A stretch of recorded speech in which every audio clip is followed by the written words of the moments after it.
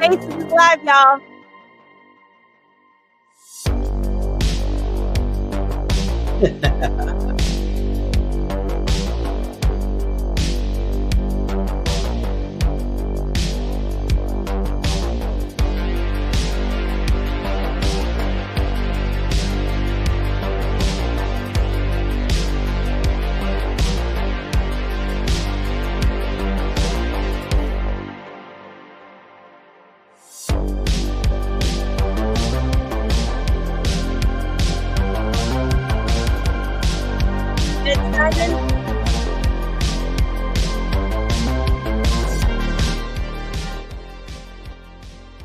Welcome to the Depato Show. How you doing, Simon?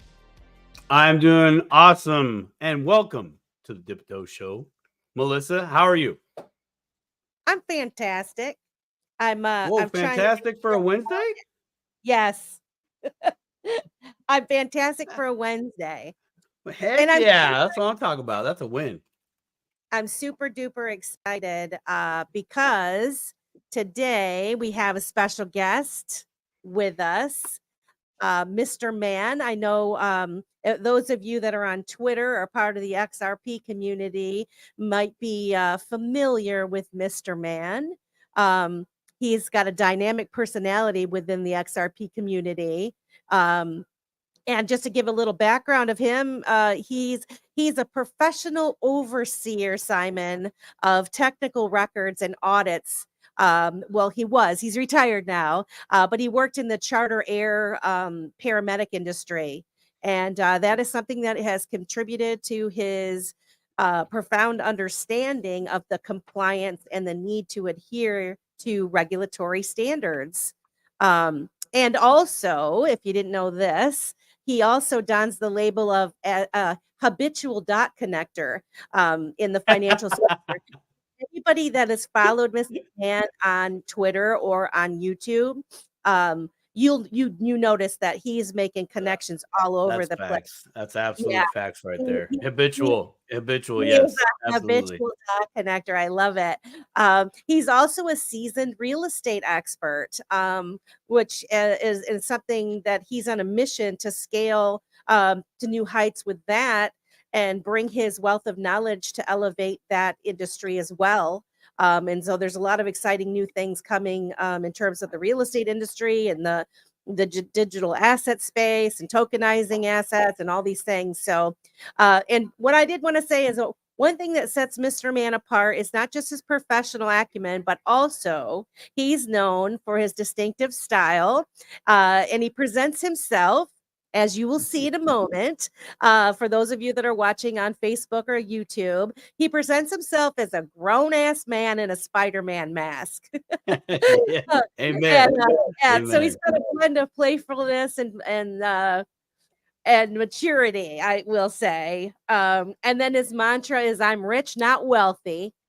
And so I think this is going to be one heck of a talk. He's created this roadmap of where he sees, based on his research, where he sees the adoption going and things unfolding.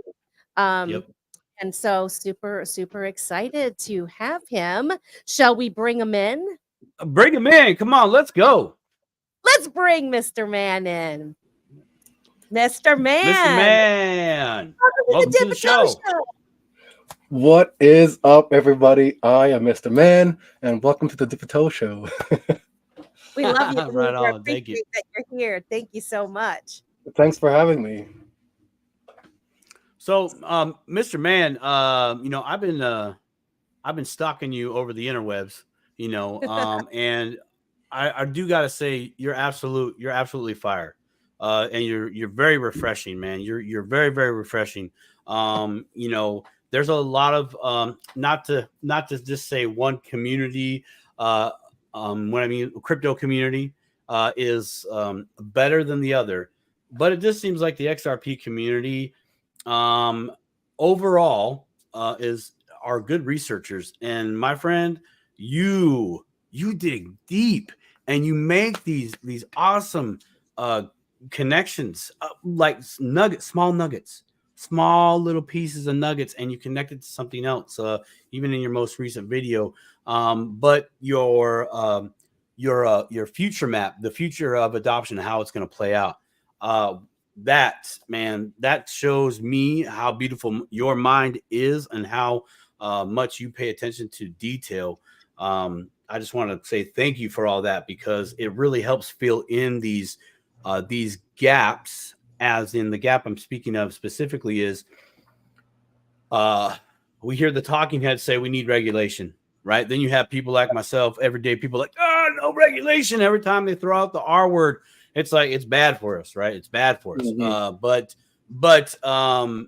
But you're showing us that this has to do this. The regulation is a must for this international businesses and connections and systems to take place. Could you kind of ad lib on the importance of this I guess regulation, litigation, etc., and why it's so important, and kind of break down these I can't remember the word you used last time on Beyond the Brink, but the governing bodies, right? The importance of these governing bodies and how they do it. Could you explain a little bit about that to the crowd, because you do it very, very well. Thanks. I'll hopefully I'll do some justice on this show. But I know you will. we do need regulations. Without it, people will still assume to believe that XRP is a security. However, if it was a security, it would be connected to Ripple. So whatever Ripple does, a lot of people out there still believe that whatever Ripple does, they're expecting a price appreciation from XRP. But they're two separate entities. There's Ripple, then there's XRP. And then in that ecosystem itself, you have the actual digital asset of the XRPL, and the XRP just resides on the XRPL itself. So in actuality, the XRPL is the asset which just bears XRP, which does the swaps, remittances, and what have you. And in terms of regulation now, without these court cases and regulations, we'd have no idea what XRP is. I mean, we would know. I mean, we have our understandings on it, but if there's no clarity on it, nobody will have a direct definition on what it is.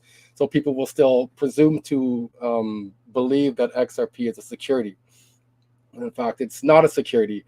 And that, as it stands right now, that is the only title or claim to fame in terms of clearance that XRP has, is that it's not a security. When it's sold to retail investors, it's not a security. When it's sold to institutional investors, it's still considered or dubbed a security at that point. So they technically can create a wrapper on it and create an ETF at that point. I've been asked if XRP is put into an ETF, will that make it a security? Technically, that'll make the derivative XRP a security, but not the underlying asset a security itself. So to further your question there with regards to the governing bodies or the regulating bodies, they're known as the ISSB, the International Standard Settings Bodies, and who they are different individuals from, say, DSB Bank, DZ Bank, Bundesbank, Banque de France, from FSB, the Financial Stability Board, from IOSCO, from different companies or different enterprise different companies, bodies. Different institutions, different bodies. Mm-hmm. Yeah, and they amalgamate and make another conglomerate, if you will, entity or governing body, which oversees. That's what these government entities love to do. They love to make new three-letter agencies that can govern something else. But while this is happening, you're going to see destruction, and that's in the sense of destruction of other governing bodies as well. We can see almost the demise of the SEC happening. This is just, I'm just ad-libbing here, that you can almost see the demise of the SEC. I'm not going to say it is going to happen, but you can see it happening. They're losing court cases. They're being called out. Brad Garlinghouse is he's talking bad about these people, like openly in conferences now. So like the words, Mr. Man, I wanna say, you bring up Yeah. when it comes to the SEC and Ripple, um, and don't you think that, I mean, they've provided very much needed clarity for the entire crypto space, considering where we know we're going to, those of us that are looking into this and giving this attention. The average person might not really recognize the significance of that case, but they're fighting the good fight, right? And they had enough money to actually defend themselves, whereas some of these smaller companies, these smaller startups, and if you look back in history, they tend to get bullied out of the market or out of the innovation because the big money, um, they're able to monopolize like that, right? Because if Mhm. you can bring the SEC against people and threaten them with lawsuits and have them so much money, I can't remember how much Ripple spent to defend themselves, but my point is they 100 did million. they stood up to them, and uh, and we got that clarity. And what would have happened had they not fought back? So, I mean, that's an excellent point that you brought up. I don't know where they'd be right now had they not fought that fight. They'd probably just fall along the wayside too, like the other companies. However, I internally believe, I believe that Ripple is totally complicit in all of this too. Like I like the company, I like what they're doing, I like the direction they're going. I have no say in what happens in the end and during the process. I'm just a viewer who's trying to connect the dots to these things. But Ripple is clearly complicit in everything taking place. I mean, David Schwartz comes from the NSA, Brad Garlinghouse in the WEF. You have Rosie Rios from the Treasury. You have like all these people came from different places, and For they've everyone. moved into Ripple to do what they need to do within that company, like Marcus Treacher, like Evan Schwartz, like Stefan Thomas. They all have their role. When they're done doing whatever they need to do, they can go work with some other company because they know they're going to connect to this eventually. They're not Yeah. leaving the company to say, screw you guys. They left on great terms. They still have, they've left their imprints on that company so they can utilize that software and tech later on when it's time to utilize it. The fact Valid. the, That's the fact that it cuts out the middleman, the intermediary, Mm-hmm. and like you're saying, all of these big players that they've kind of moved around jobs within government and or regulatory bodies of sorts. Um, when you look at like what's going to ultimately happen, I mean, we know everything's going to change in the way that we handle payments and banking and all of those things. Um, what do you think?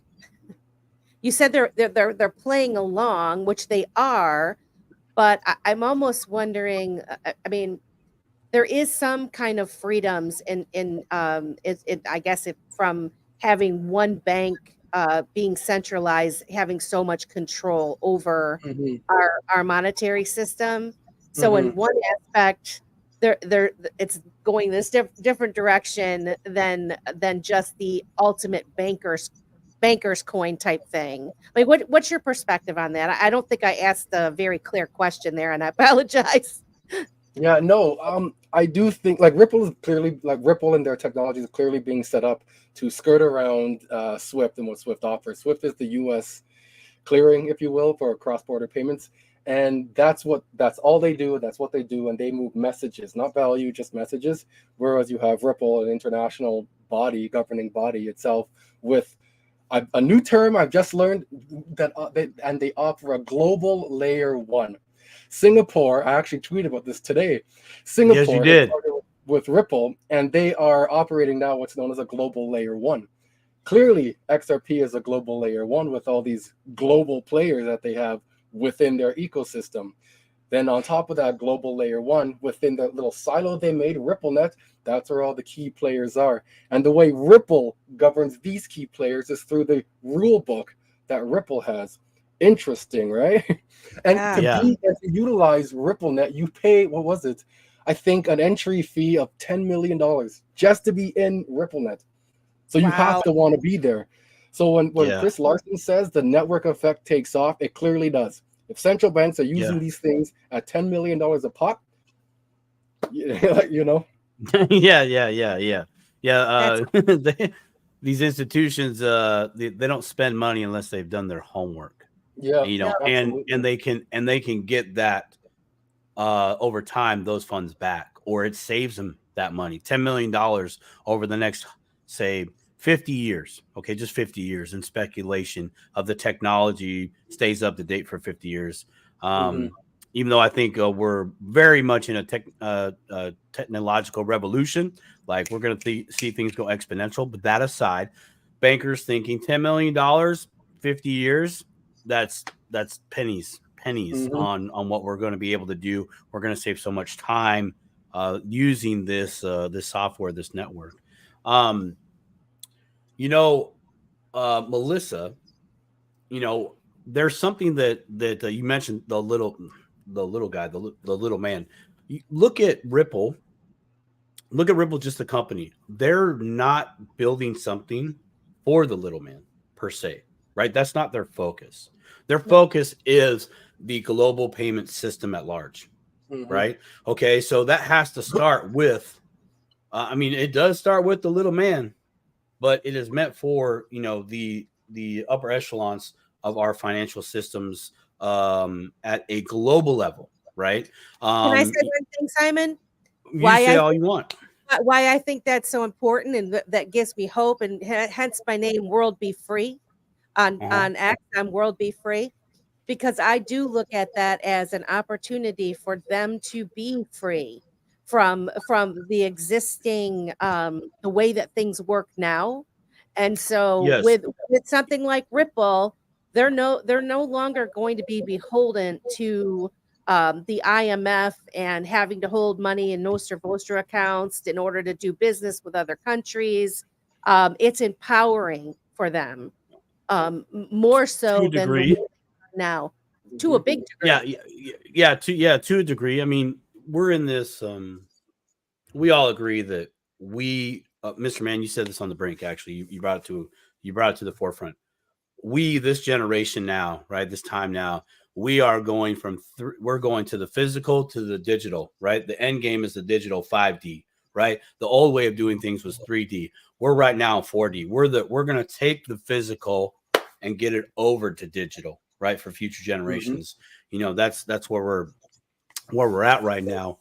And Melissa, I think you're spot on with the freedom part, because different countries around the world can now reclaim a big portion of their sovereignty in their own finances, right? In their own currency, right? And there's a brand new level playing field per se that's being rolled out with this software and how it can be implemented in each owns jurisdiction, right? That's the beautiful part about the Ripple Net and the Ripple software. You know, where it comes to the XRP, the token, the coin, right?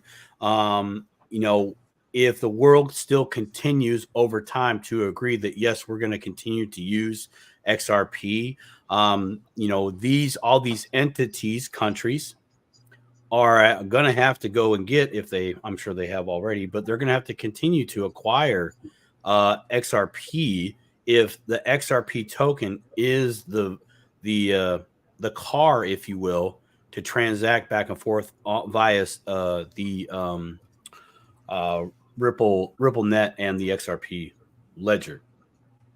And I think that's where the little guy, the everyday Joe Schmo, me, you, and everybody else under the sun, we got a beautiful opportunity to own that asset, you know, because it will be needed. It'd be like if we all had our own little oil field, you know, we get it now. We own the oil field, right? We get to own XRP, even Bitcoin, same. If you own Bitcoin and you're in a country that has really messed up banking system, et cetera, et cetera. It's really tough to Mhm. do any type of banking business there. Mhm. At the street level, you literally can use Bitcoin.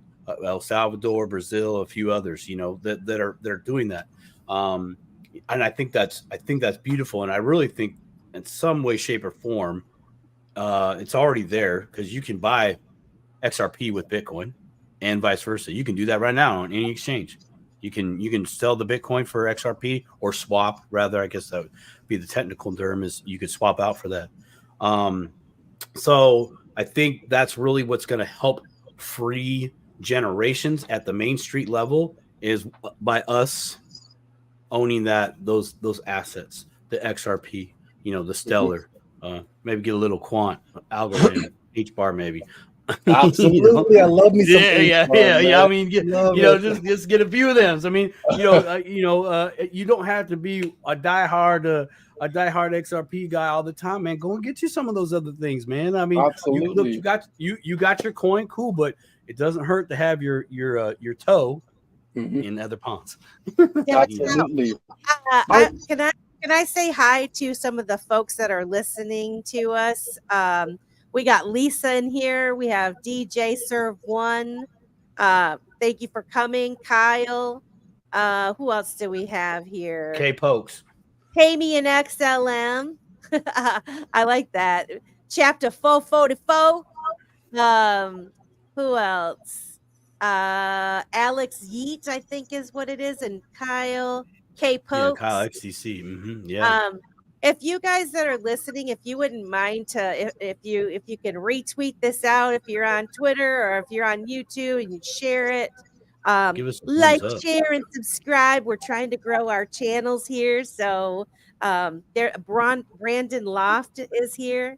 Tasha Lee is here. Thank you guys so much for stopping by. I'm sorry, that was just a little shout out action.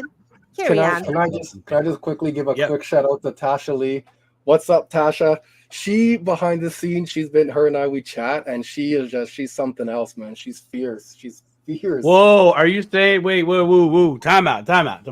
Are you saying on open public record for all time, because this is a live stream, it's already going out, it's on the interwebs? Are you saying that Tasha Lee is a more efficient researcher than yourself? I can't confirm nor deny, but behind that. the scenes, when we connect, like there's something special that happens there. Like she sees things differently than I do, and I see things differently than she does. So when we come together and we put our minds together, love it. There's an awesome shiny road, a bright road ahead of us that can clear visions in terms of what I'm trying to connect or what she's trying to connect. The left eye and the right eye. I love it. The Good. left I eye like and the that, right yeah, eye, I man. like that. I love it. I love it. That's beautiful. Well, Tasha Lee, I'm gonna have to try to not to sound creepy, right? I'm gonna have to try to find you, see what's good, see what you're posting too, man. Because We got this Wild gentleman right here is Boar a here gem. too, guys.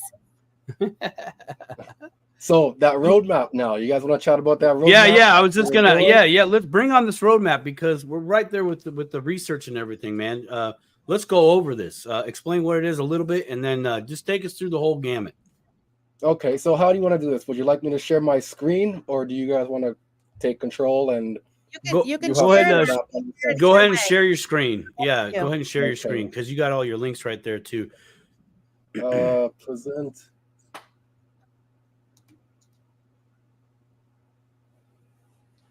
Oh, try it one more time. It was there.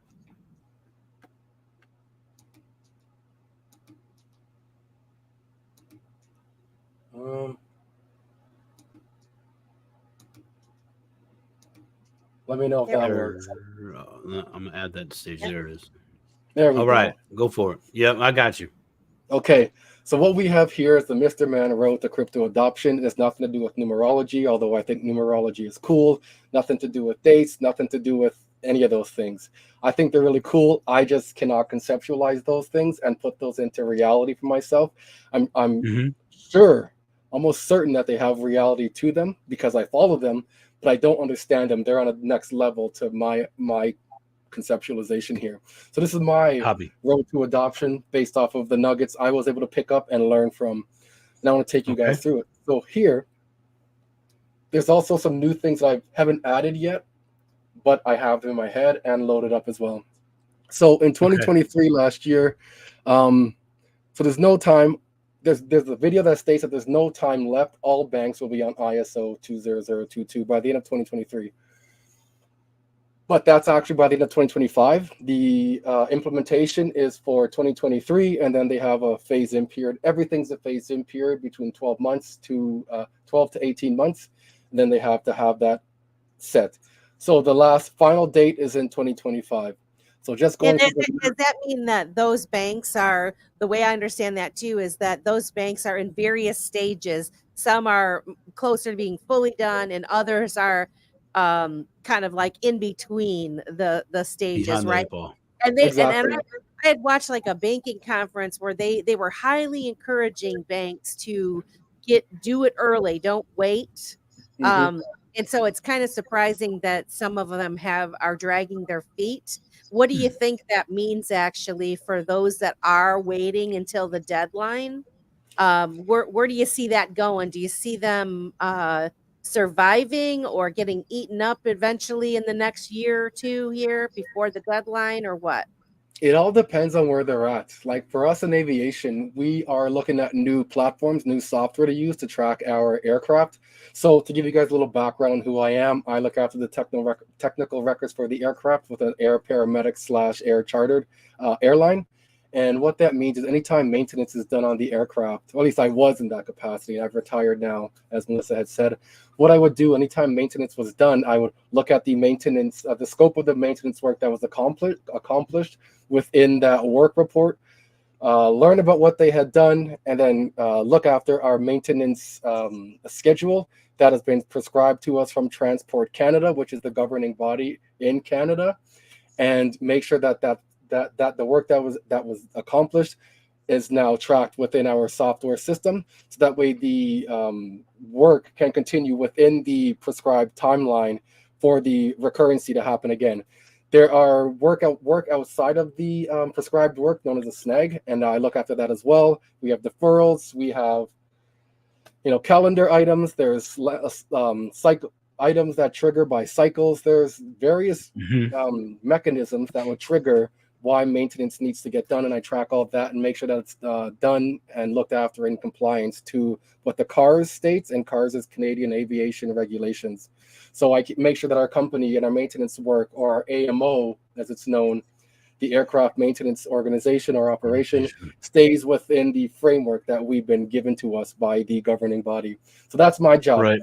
And I'm able to take that and my understanding of it and make a lateral move to the financial industry and see it had taken some time to learn who the players were, to learn some of the regulations that I know, because I'm still learning some, and then come to my determination on which companies actually adhere to these regulations that I've learned now, and how they adhere to them, and what they need to do to remain in adherence to those governing bodies.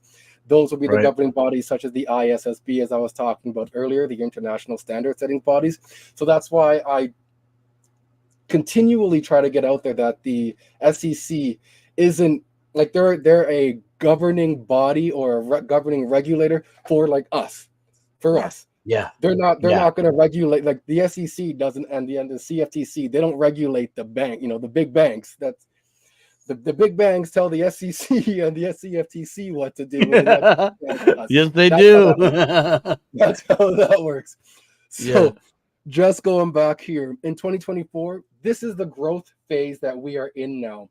We've been in the POC. 2023 was the POC phase, the proof of concepts. We kept hearing proof of concept. XDC was used for this. China and Shanghai had sent shipments using this protocol. Barclays had sent this protocol proof of concept with Ripple and the EHKD in Hong Kong. Now it's time for the next hype cycle. That's what these bankers say. Now it's time for the hype cycle. We seen an iterance of it with the fake pump with the Bitcoin ETF. That was just a retail pump. And that was, I want to say, being priced in as we were going and learning about the ETFs. You could see Bitcoin going up there. based off of nothing but news and hype, and that's all it was. So just a hype cycle. And then when the ETFs came, you saw it plummet back down. So that clearly wasn't the growth phase yet. We're still in it. You're going to see it when it happens. So in January, the ETFs come out, which happened already. Then in, I was about to pinch the screen there to zoom in, but I can't. That's not a touchable screen. Then we have the Korean accounting standards change, which isn't too important unless you're in Korea. Well, it actually is very important because that helps with the global adoption. Well, that's what I want to ask, Mr. Mann. So this goes back to global standards, right? Mhm. So I'm assuming, and I don't know because I haven't dove into this significantly, but if the Korean they're changing their accounting standards, I'm curious if they are more in line with some other countries' standards, so that there is this global standard. Because in order for this to all work cohesively together, they kind of have to be on a similar playing field, right? Like as far as if you want things to flow properly and not have any hiccups. And so I would think that is kind of a significant thing, because I mean, even just us changing some of our terminology within our own accounting regulations and policies and procedures and stuff, that makes clarity for the space. So I just wondered if you agree with me on that, or No, I do agree with you on that, because it is a global unification that's happening here. As you heard Augustine Carsten say, Carsten Augustine, I can't remember which one goes first, but he was talking about the unified ledger. So there will be a unified way of accounting, although how that will look ultimately will be different across jurisdiction, but ultimately the end result will be the same. It's just how the layers look from different jurisdictions will be different, and then you'll have the bilateral agreement from country to country, or from province to province, or state to state, will be the connector for those. Right. So in 2024, we have the quantum computing standards rolling out, which is again the implementation of it. And people keep saying the QFS, the quantum financial system, we're rolling into the fifth dimension. I believe you said that there, right, Simon? Yes, I did. Yeah. Yeah. So that's what quantum computing. I want to say that's what quantum computing is. It allows us to achieve a level that we haven't really achieved before as a humanity. And as a global entity, essentially, because we are legitimately one human race, as opposed to separated cultures, as we were made to view each other. We're just one human race.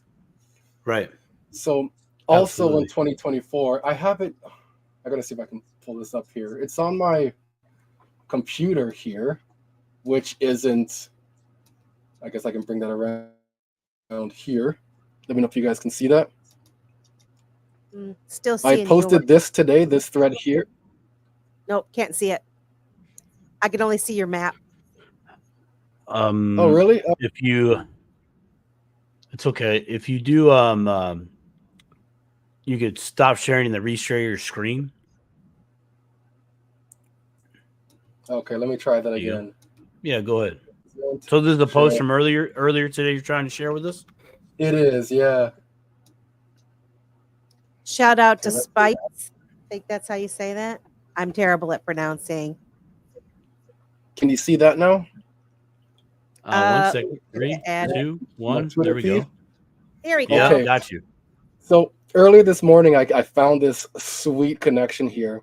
And essentially what it says is HSBC has partnered with Ripple, which we've known, via Medico. And Medico, or Mataco, however they pronounce it, is a custody company. And what brought me to this connection was in that interview with Brad Garlinghouse at Davos, the World Economic Forum. I think it was yesterday. Yeah. He had said that 2024 is the year of custody. And I'm like, oh, okay, custody. Let me look into what Mataco has, and let me check out Fortress Trust. And the first place I went to was Mataco, and I started learning, deep diving into who these guys are. And that's how I came across this here, what I'm about to show you guys here. So Mataco offers custody service for, let's go through it. There we go. Digital assets, including tokenized gold. The new service uses Mataco's harmonized solution and is an extension of HSBC's existing digital platform, which is known as HSBC Orion. The custody service for digital assets, including tokenized gold, is planned to be launched in 2024. And that also is an MVP. And when I say MVP, I don't mean most valuable player. I mean minimum viable product. So it's going live with the minimum amount of requirements needed to produce a live product, to have it roll out, and to be able to have it functional, essentially the way they want it to function.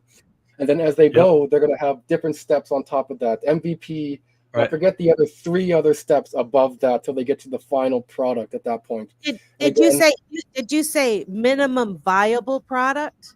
That's correct. Yes. So basically they're good to roll with, which is kind of, I mean, so they just want it out, right? Yeah. They're going to go live with the minimal. It's like some would wait till they were farther down, right? But you're saying they're gonna go with this with the minimal viable products. That's interesting. Yeah. Again, that is something that's significant that I probably would have overlooked. That I probably would have thought it was most valuable player. All right. All right. So, and it's part of HSBC's commitment to overall development and of digital assets in the markets. So, and the main thing I keep hearing pushed is paradigm shift. I posted a video from Klaus Schwab when the World Economic Forum had opened up, and he was talking about we are going through or trying to reestablish trust. We're going through a paradigm shift. And then I heard Mataco talking about we're going through a paradigm shift. And I heard another individual state a paradigm shift. And I'm like, I think we've arrived at this growth phase now for this paradigm shift to happen. Mm-hmm. So within this document here, or this link, HSBC takes stab at using blockchain to modernize London's antiquated market. That's the London Bullion Market, LMBA. I don't remember what the A is. That association? I don't know. I'm just looking for my mouse here is what I'm doing. Top right, top left corner. There you go. You got it. There we go. And then here, this is just a quick video, like it's a minute video. I don't believe there's sound on it on my screen if I'm sharing it, but it's just going through what Mataco's harmonized platform is. And I was asked the question earlier, is this for retail investors? This isn't for retail, it's for institutional, it's for enterprise, it's for the big boys, if you will, right? Not for us. Yep. So HSBC can leverage that to put on their platform. So essentially like embedded financing, essentially. Mm-hmm. Yeah, so can I ask you a question, Mr. Mann? So would that be a tool that the institutions would then be able to offer to their customers? Like, yes, because I mean, there's a lot of things, a lot of the banking conferences I listened to, they were pretty much saying like they're not going to be doing the crypto stuff themselves, right? The digital asset stuff themselves. They're going to go through third party. So this would be an example of a third party that they're adhering to their own set of regulations and standards, right? Based on whatever they're building.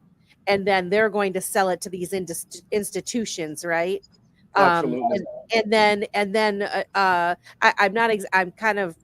asking this question, but the way I'm thinking it would be like our bank has this service now, and as an end user, I'm going to be using it, not knowing that I'm using that product, like to access whatever XYZ.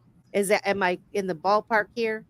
You totally knocked it out of the ballpark. People won't even realize they're using this. It'll be like an incremental over the cloud software update Yep. And so the partners themselves that partner, say, with Mitaco, HSBC will have their own platform API, and then is it UI UX interface, essentially, which connects with Mitaco's interface.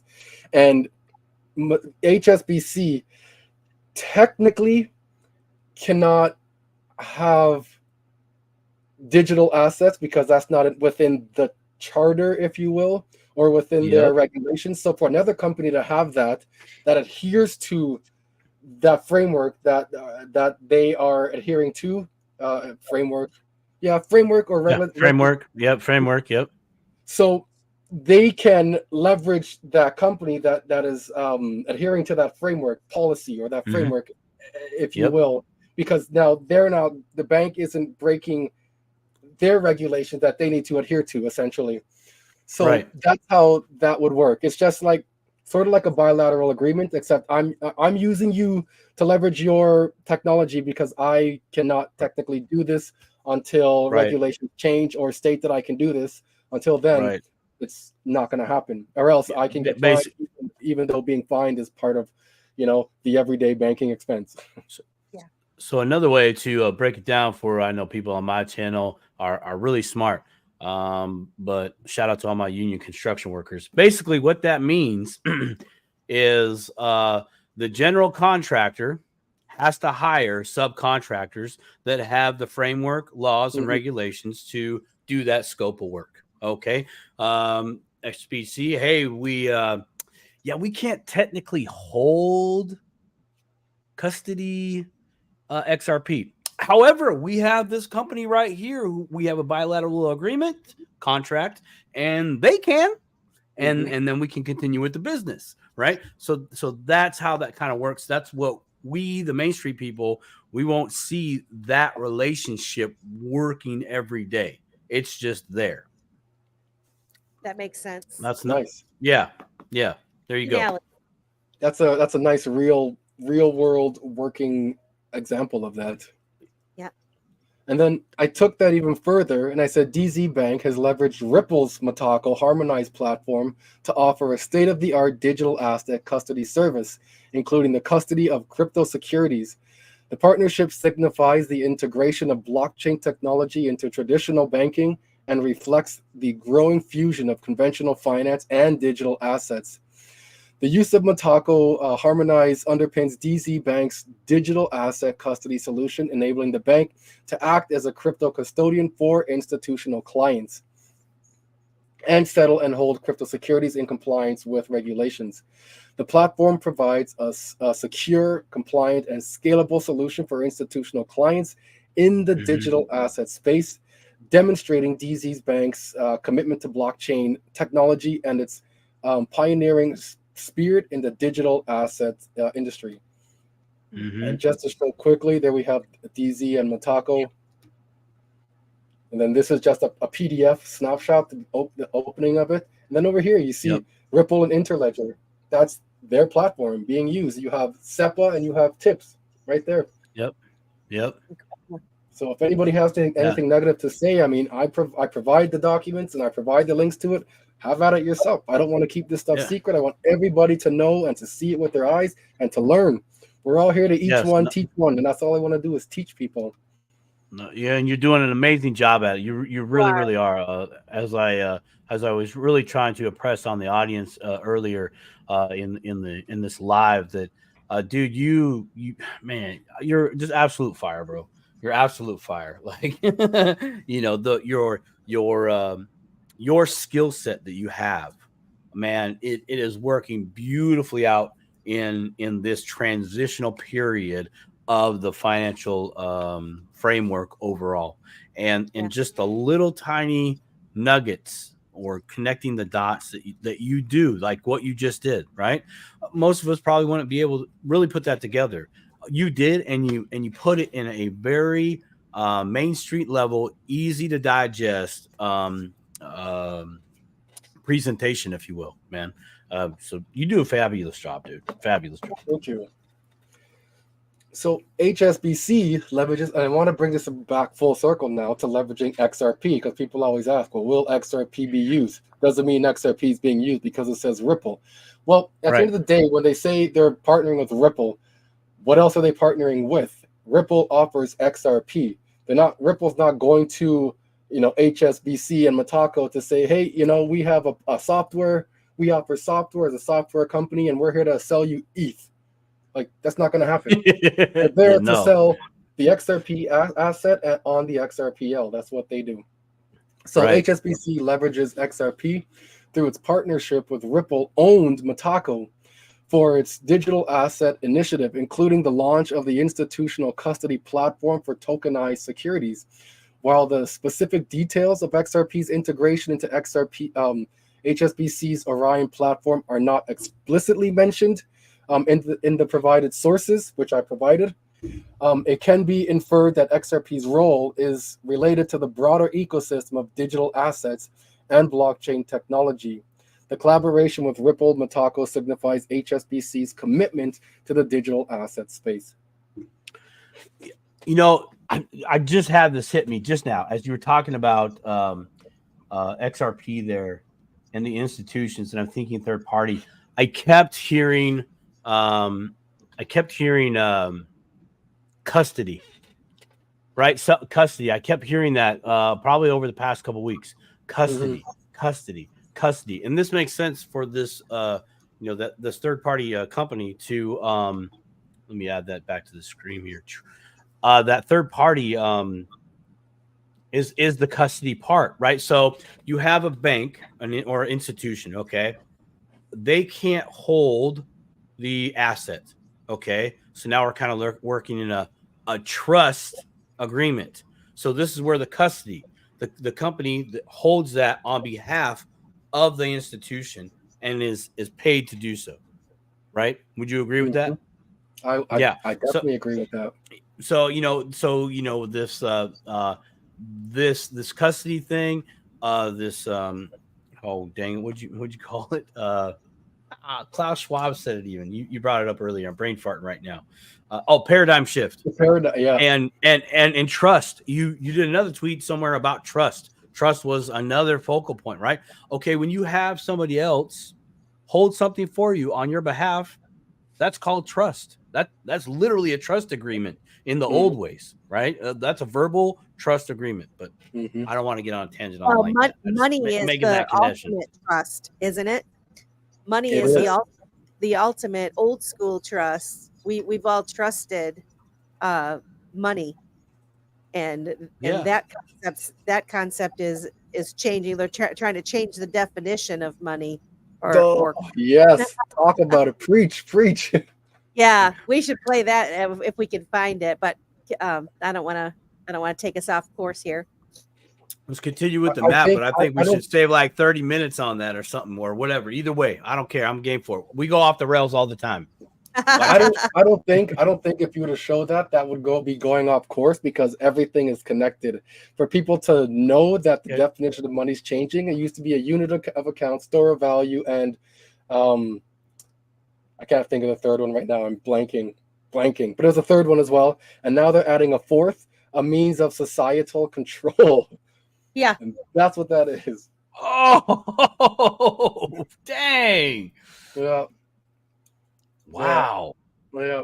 If that's not in your face, I don't know what is. Dang. It's next level, man. That's next level stuff right there. So a whole nother level. just going back to the MVP there, the minimum viable product. Also in 2024, coincidentally, Project mBridge is going live, and Project mBridge is the China's UK version. Not UK, but China, UAE, Switzerland, HKMA, PBOC version of that's their cross-border platform, if you will, being utilized by MCBDCs, multi-CBDC. It's similar to an RLN, which is a regulated liability network, which is cross-border payments, except that will be utilized by the US and the UK, essentially a trust line. So for the MCBDC, which is the multi-central bank digital currency used with the multi-bridge bank, if you will, M-Bridge. It's a multi-bridge for a focal place, like a highway for different currencies to go through and produce the FX swap, if you will. If I'm doing any justice to that definition. Yep. No, that's right. Yep. That's exactly correct. Okay. So coincidentally, this is going live. I want to say, I'm not sure if it's going live before or after HSBC goes live with its platform. How coincidental is this? I mean, you get a live cross-border entity taking place now in terms of M-Bridge, and now we have a tokenizing security platform going live as well through an actual bank. And also in 2024, March 2024, 2 months from now, we have 2 months, January, February, March, 2 months, we have SEPA going live as well, not fully, but with a portion of the purchase process. I can't think of it. A portion of the process for remittance, essentially going live in March 2024. In what is June, SEPA? What is SEPA? Is the Single Euro Payments Association. Single Euro Payments Association. Essentially, that's Europe's clearing and settlement house. Sort of like in the U.S., they have TCH, the clearinghouse. Then there's the ACH. Then there's FedWire. And then now there's FedNow. In Europe, they have SEPA.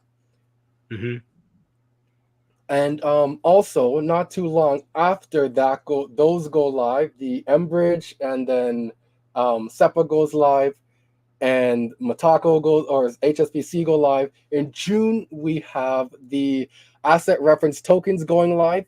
And when I say going live, I don't mean you're going to see like a bunch of stable coins being used now. No, it'll be slow rollout. Yeah. So asset reference tokens and e-money tokens. E-money tokens are what you use on your phone already. You put $1 at the ATM, or you see $1 on your phone.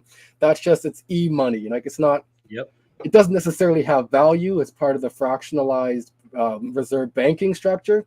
But then you have the asset reference tokens. Yeah, can you go into what those are a little bit? What does that mean? For those that don't know. So back in the day, before, I guess back in 1971, Richard Nixon had removed the dollar, the actual dollar, from the peg or reference asset of the gold. So then now, when he removed that stabilizing force as the gold, the dollar began to inflate. Henry Kissinger had gone to Saudi Arabia, made a deal with the Saudis, and pegged the dollar to oil. So that's what I want to say, stabilized the value of the dollar, even though it's been on a tear and going up in terms of value still too. It's unstable. And that's what where the term petrodollar came into play, which many of us are familiar with. Exactly. Yeah, exactly. So we're going back to that standard. I don't want to call it a gold standard, but people know it as a gold standard. We're going back to a gold standard essentially. Asset or a commodity. Exactly. So that's why it's called an asset reference token. It can be pegged to gold, it can be pegged to silver, different commodities such as oil, real estate, diamonds, my sweater, whatever has a stable value. Your sweater's going to be tokenized? Nah, that's fire. How much is that? Tokenize everything.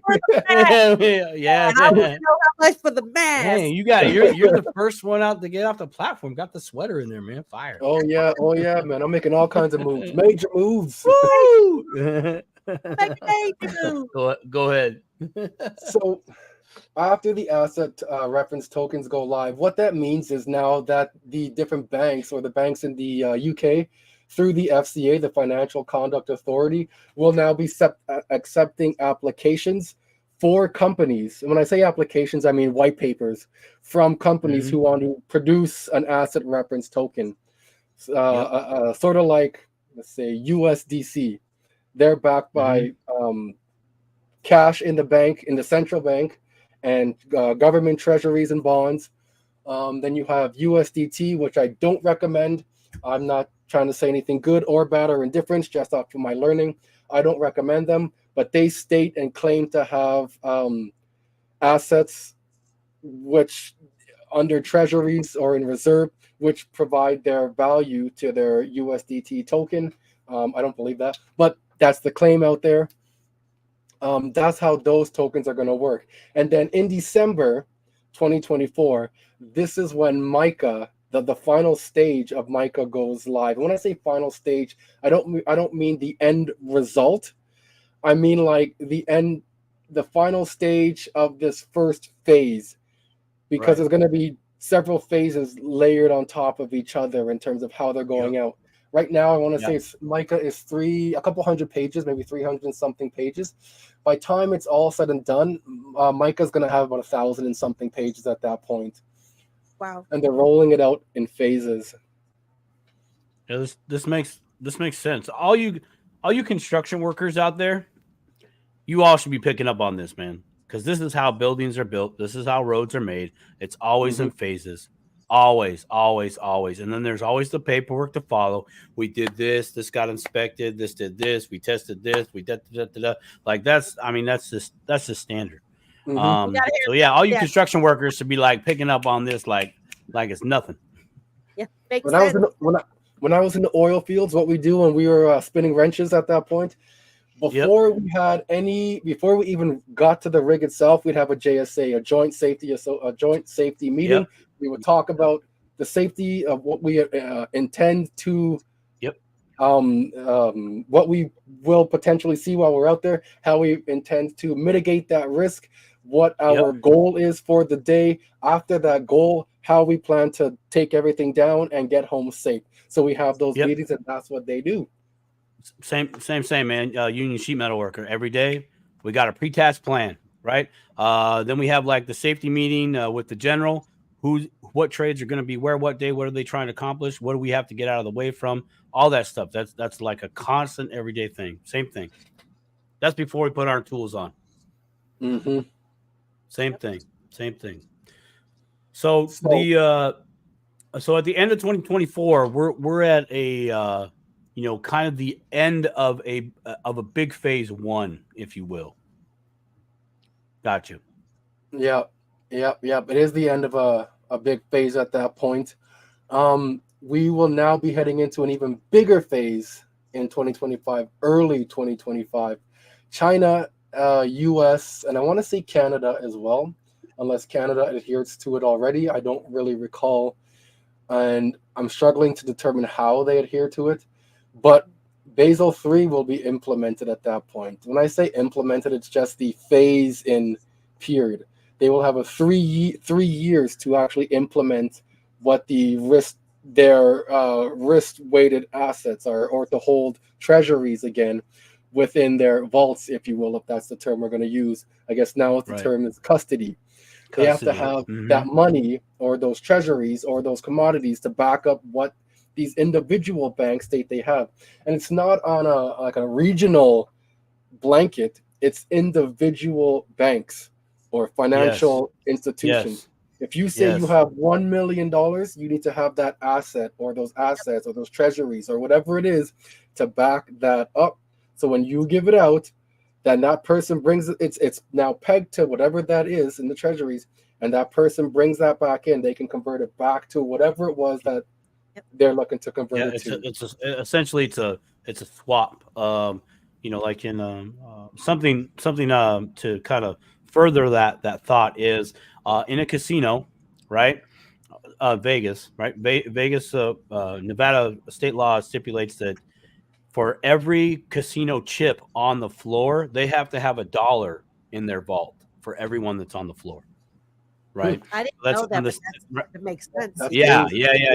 Nevada gaming rules. Oceans, dude, that's an Ocean's 10. Don't you guys watch that? George Clooney, Brad Pitt. I mean, wouldn't you say this is the thing? But it is a thing. This should have been this way all along, right? Oh, absolutely. Yeah.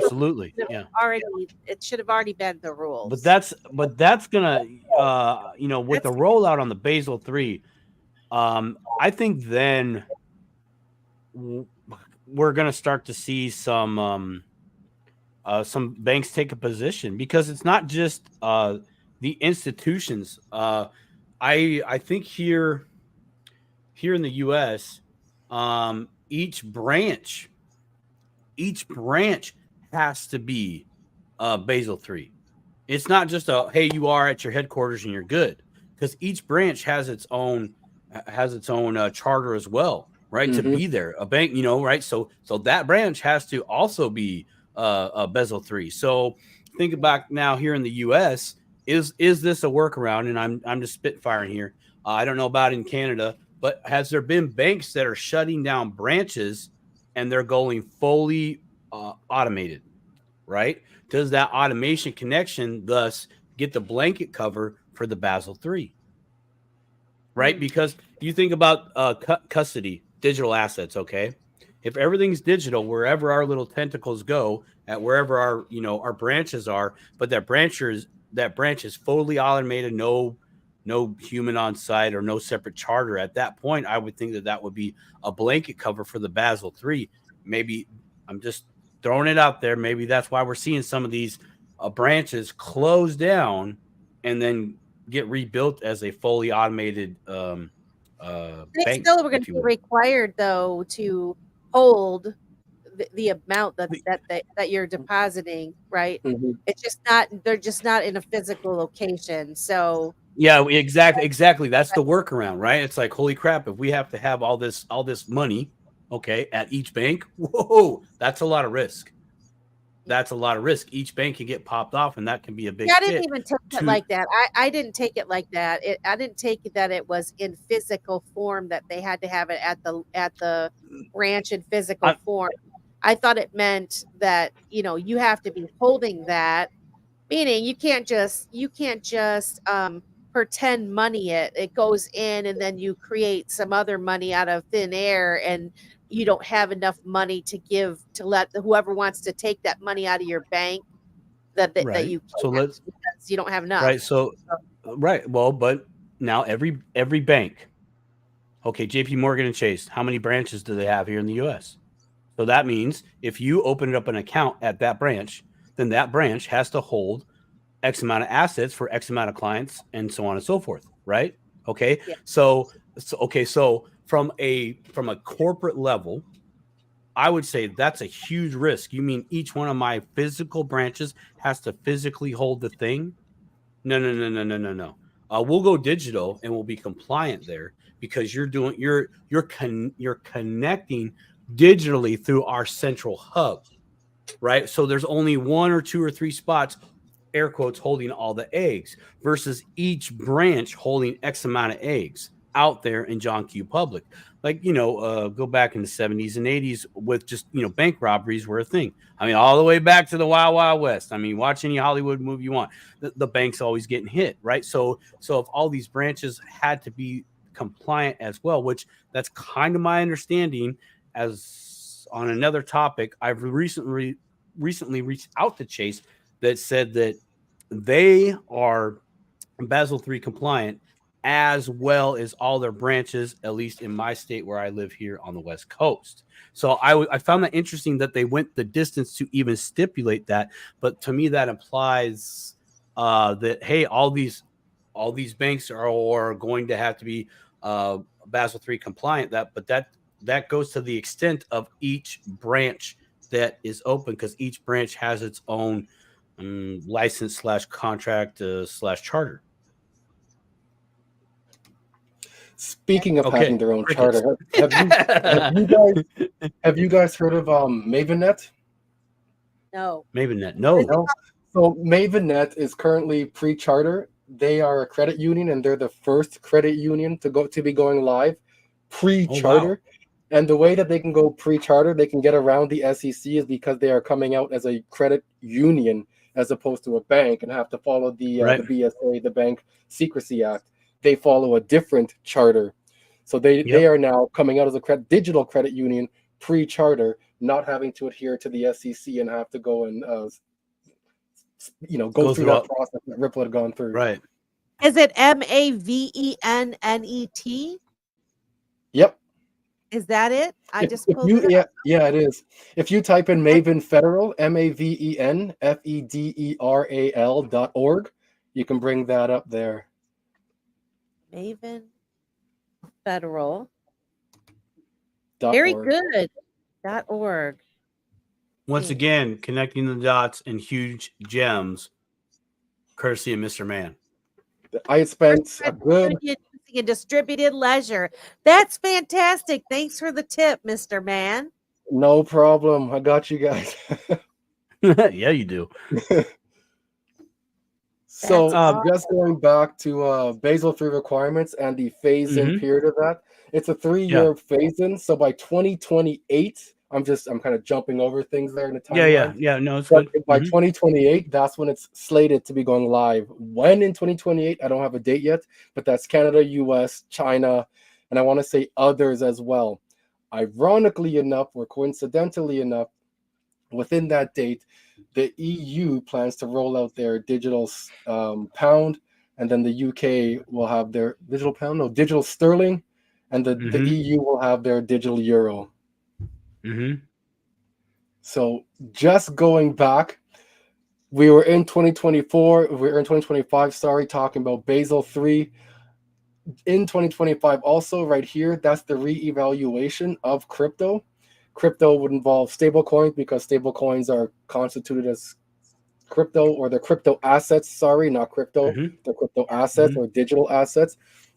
And that re-evaluation will be taking place by IOSCO and the OECD, the Organization for Economic something development. I don't remember what it is, community development or something When you along those say lines. reevaluation of them, what do you think that means? So What does that mean?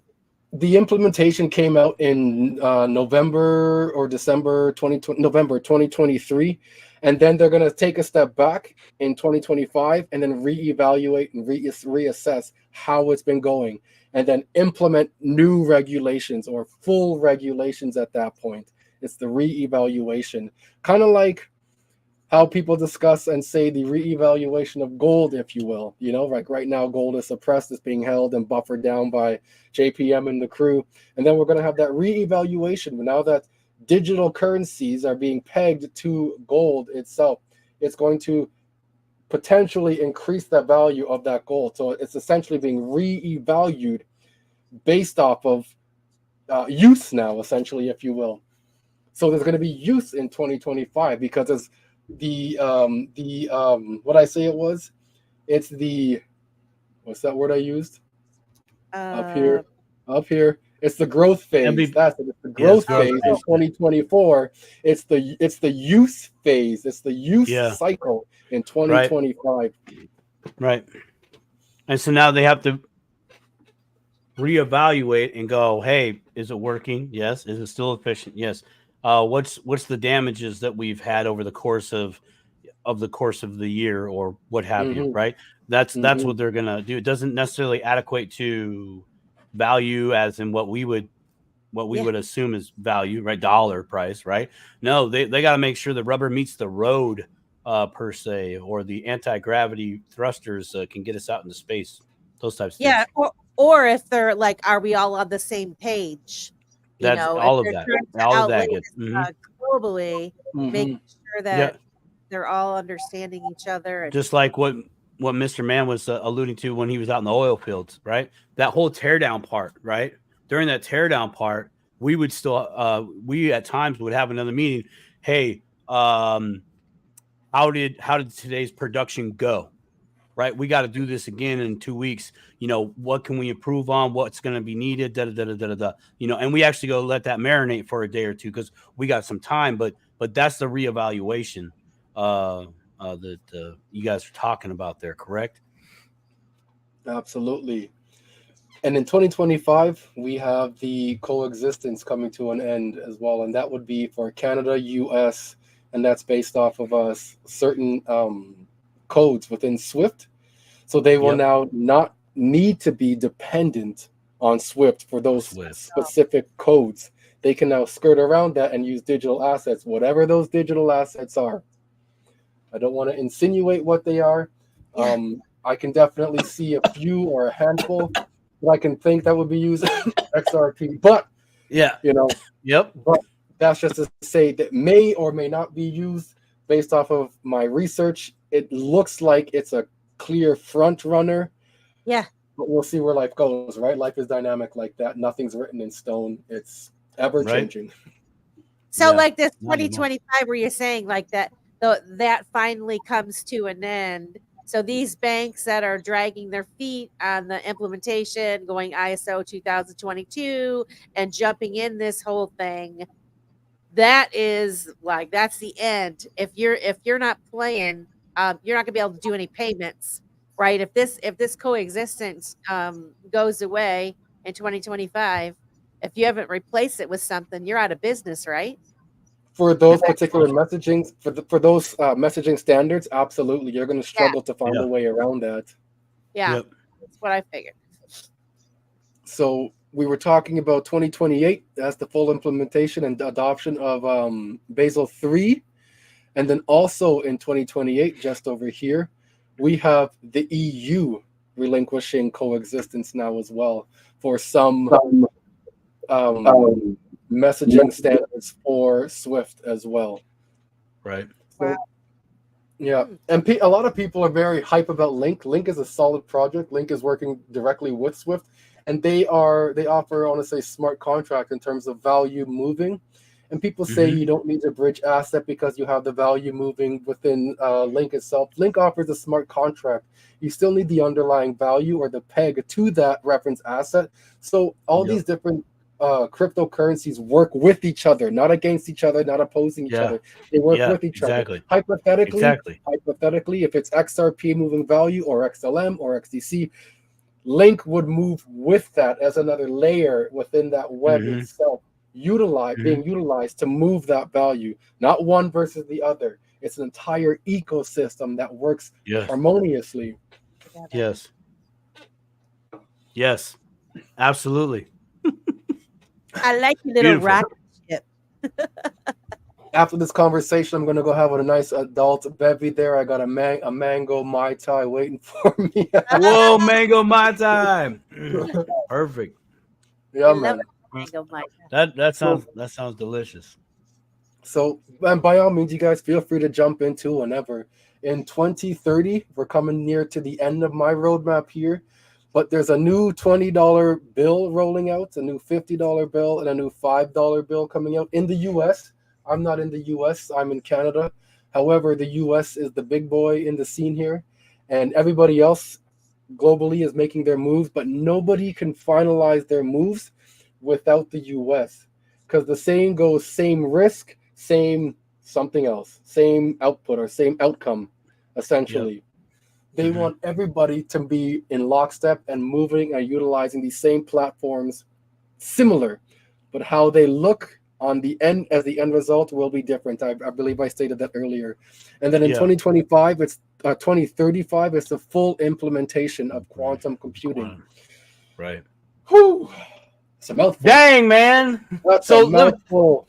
That is a mouthful. Question. Speculate. A quick answer, I guess.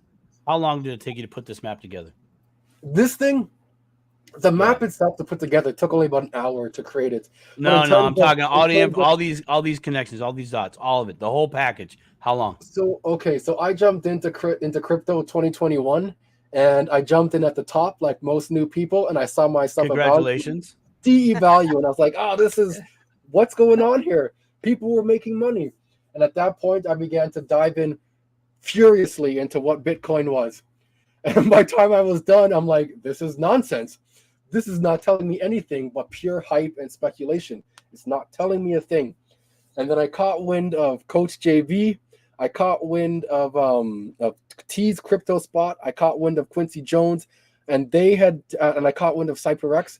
And they had told me essentially about XRP, and I was like, no, this is the truth. This is the truth. In between that, I was also scammed numerous times too by fake people.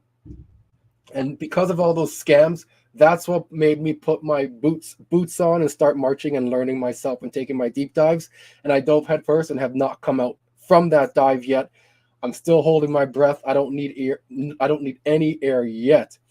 Because of all of that, I've been able to amass this amount of information as quickly and condensed as I could, because I began to learn that within crypto, It literally is like a crypto cowboy space. You know, you walk in with your loot bag and your horse, and you run in, you shoot it up, yeehaw! You grab what you can, and you disappear. You disappear. Yep. Yeah. You know, and Rosie Rios states that the best. You know, she's like her two kids. They are trying to execute the Robin Hood strategy, and that's what I'm trying to do, is execute the Robin Hood strategy. I want to be in and I want to be out. I have an exit strategy because I don't want to have to trust people based on the word that they know what they're talking about without concrete proof and evidence to suggest that they actually know what they're talking about. Yep. Yeah, and that's smart of you to do that. And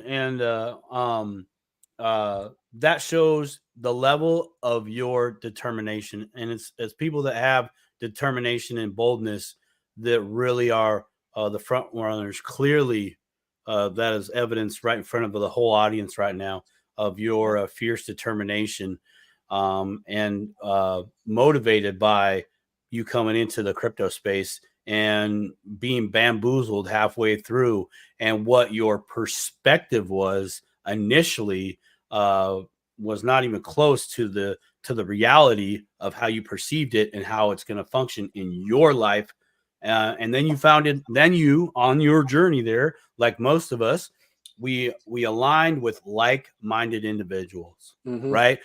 We started seeing the proof in the pudding. We can smell hype a mile away, you know, from in this, because of the space. But those were some hard lessons learned. I can assure that the both of you could attest to some hard lessons learned. But dude, you took some pain and anguish, man, and you put this beautiful thing right here in front of us, this map, and now those are all hyperlinks, right? Correct. They are. Wrong. Those are all hyperlinks. Yeah, or they're not hyperlinks. They're links, right? That's you click on them. Yes. At least the mouse popping up there. Oh, I clicked on it and you guys can't see it. It's on my screen here. Because it went into your other screen, right? Yeah, I got the same problem. Yeah. I got two screens. Yeah. It's like, oh, cool. Yeah, there it is. Trust me, it popped up. It popped up. We got a comment from Sir Thinks a Lot. Says, I jumped in 2021 myself, started with Jeff Berwick and Monero, and I saw Crypto Hulk in my feed, and he turned me on to XRP. Crypto Hulk. Crypto Hulk, I have a lot of respect for that guy. I don't know how he has his foresight reading the news. When I read the news, like, I personally learn nothing from reading the news. What all I do is read the news to get to the actual links to get me to certain documents, so I can read those regulatory documents. I'm like, oh, okay, this is what's going on here. Right. I don't want that dissemination from somebody else. But Crypto Hulk, his foresight is very intriguing. He's an interesting man. That's all. He is an interesting person. I was listening to him there for a while, but I don't listen to him as much. But yeah, listening to the news or reading the news. I think I told you before, Mr. Man, you know, I have my own unique way of researching things, and you know, I forever have News Unlocks the Map in my brain. And so when you see them showing things in the news or in, you know, in print, a lot of times they put a lot of unnecessary details in a particular story. And almost every time that I say, well, why did they put that in there? And I'll search that out. I will find something every time that is connected to something different than what the story was even about. And so I find a lot of connections like that, off the wall stuff. And then, like I always say, it's like, oh, I know it's significant. I just don't know why. I just, my gut instinct tells me that, you know, there's something to this. And, you know, my Ryan says, you know, by the time you get done putting all there's something to this, you're going to have a whole lot of knowledge there, Melissa. I'm like, yeah, I know. But one of the things that schooling had taught me when I was in college for aviation management, that as you're reading news and they drop a name of somebody, the CEO or where they work or whatever it is they do, and it's unfamiliar to you, Google it. Google who that person is, Google where they work, Google their position, find out who they're connected with, and just keep going down that dive. and then get to know that person. So if you ever come across that person, you can have a conversation with them. You know, it's not like you don't know who they are. You know who the players are. You know the moves they're making. You know where they're trying to get to because of who they are and the moves they're making. Yeah, exactly. That's a valid point. Manny says, I just love it when something in the brain just does all the connections. Yeah. Yeah, I agree with that. Yeah. Usually there'll be 100%. like a eureka moment where you're just like, oh yeah, you know, I just figured something out, or did I? You know. Yeah. You know, speaking of eureka moments, so back in 2009, when Bitcoin was first launched, and my my younger brother, Grayson, he told me about it, and I was sitting there going like, yeah, internet money, right? Because this is 2009, right? I was like, yeah, internet money. I'm like, wow, yeah, that's going to be a thing. That 100% is going to be a thing. We should get some of this Bitcoin, you know. And that was my that's a story for another day though. But that was my eureka moment. Was that like, wow, this is a thing, and it just kept on going, right, to where I'm at right now. There was like a lull between 2009 and when I started really participating and investing in crypto, which was 2016. But I just kept hearing little talking heads like after one Super Bowl between 2009, I think it was like 2010. Oh my gosh, Richard Sherman for the Seahawks. They just won the Super Bowl, and he went to Stanford University, a graduate, and he in this interview he randomly said something about Bitcoin is going to be the thing. Bitcoin is, you know, invest in some Bitcoin, get some Bitcoin, right? And it was just those little nuggets to get me to where I'm at today. Now, whether people think Bitcoin is it or not, I think all cryptos, as you stated earlier this evening, Mr. Man, that they're all going to be working together. They all have a part to play. All of them. Some of these cryptos, Bitcoin in particular for this guy, was my gateway crypto, right? Litecoin was my crypto that I actually got because it was cheaper. I didn't know at the time that you could spend $10 and get a little bit of Bitcoin, also known as Satoshis, right? So I was like, well, I can't afford Bitcoin at $300. I can afford Litecoin at $20, you know. And that was my my first entry there. But there was a lot of aha moments and excitement of how the system was changing. Even then, in 2017, coins like Digibyte had a wallet, and me and a coworker, we buy each other coffee, but we would send Digibyte to each other using the QR code. And I remember being on the job site, and other construction workers would be like, "What are you guys doing?" You know, and we just explained to them. It's like, "Oh, this is a cryptocurrency. We can send payments to each other just like this." Bing. They're like, "Oh, that's great." It's like, it's great till you lose your phone, but yeah, it's actually pretty cool, you know. But you'd explain that I would start to explain these things to them, dude, in one ear out the other, until years later, till they had their eureka moment, right? Of like, oh, this is, I get it now. I see the writing on the wall. It's a beautiful thing. So actually, my question to you both now, and we'll start with Mr. Man, then go Melissa. When was your eureka moment in the crypto space? So, like yourself, I caught wind of Bitcoin in 2009. I was engaged at this point and more focused on the person I was with. Sure. And I met up with this group, and they're like, "Oh, we'll teach you all about Bitcoin, how to buy it." They're like, "Download Kraken." Kraken was like bare bones, nothing. And then there was, I believe it was Coinbase as well back then. And I didn't know how to operate any of these things. And they're like, "We'll show you how to operate this and teach you." And they didn't. I felt like I was left behind. I feel like they were at where I'm at now back then, you know? Like I was just extremely new. I didn't know what Bitcoin was. I knew it was internet money of sorts. And they were trying to talk to me and use all these words I had never heard before. And it became such a big jargon mind dump on me. I was like, this is just too much, and I left it alone. Fast forward to 2015, I'm in school now, and I was like, you know what? I need to figure out what this Bitcoin stuff is. So I invested a little bit in there. I made a little bit of money, nothing I could brag about. Made a little bit of money, Sure. took it out. Sure. You know, helped me pay for some food and whatnot while I was a poor Right. college student. And Right.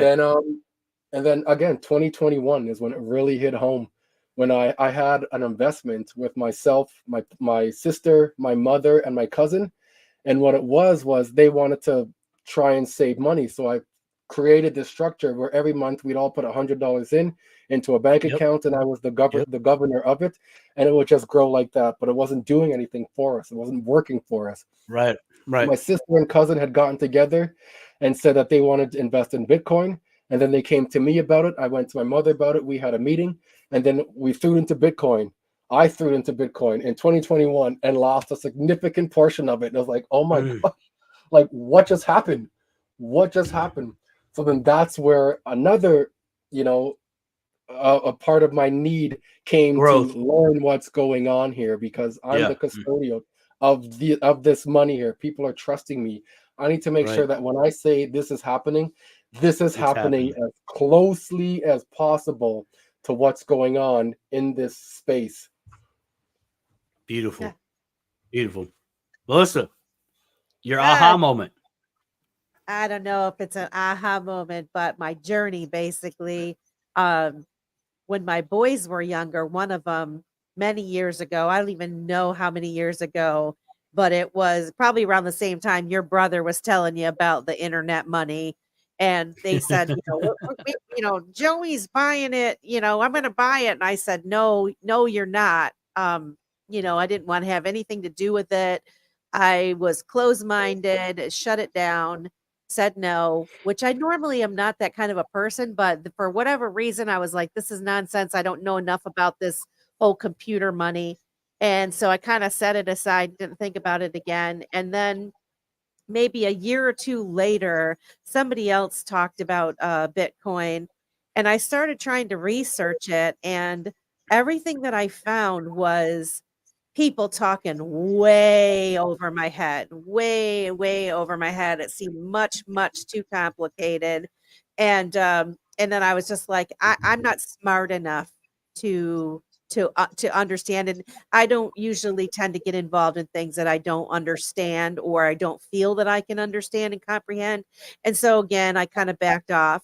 And then I want to say I think it was in 2019. I'm not exactly sure. I have to look back through my records because it's been several years now that I've been in the space. My big boss at work for Christmas bought us all Bitcoin through the pilot program. Swan Bitcoin had a give Yeah. Bitcoin, Yeah. and Yeah. basically they bought it for you had to hold it for a year. They held it, and then after a year's time, you had to move it into your own wallet. And so from that journey, they sent you like educational materials also. Like every week, they would send emails about this what Bitcoin is. Anyway, I started learning, I started discovering about money. And I mean, I'm an accountant. But I never questioned money before. I never really Right. even Mhm, educated myself on the concept of money, what it was, mhm. how our financial system was set up. So I did that whole diving in.